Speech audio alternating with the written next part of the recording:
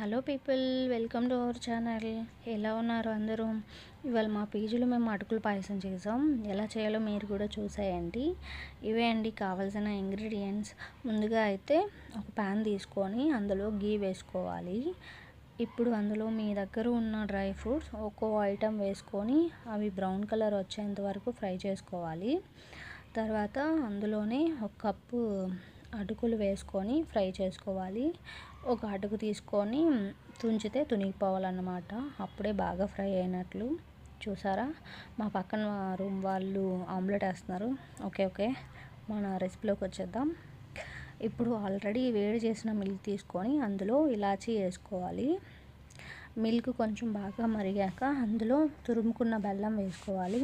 బెల్లం కూడా బాగా కరగాలన్నమాట. అలానే 5 minutes అలానే వదిలేయండి.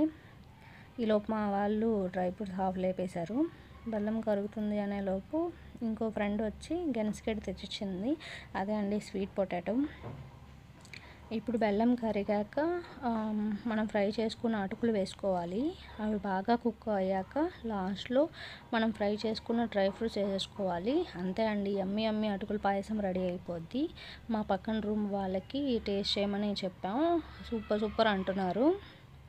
మీరు కూడా చూడండి.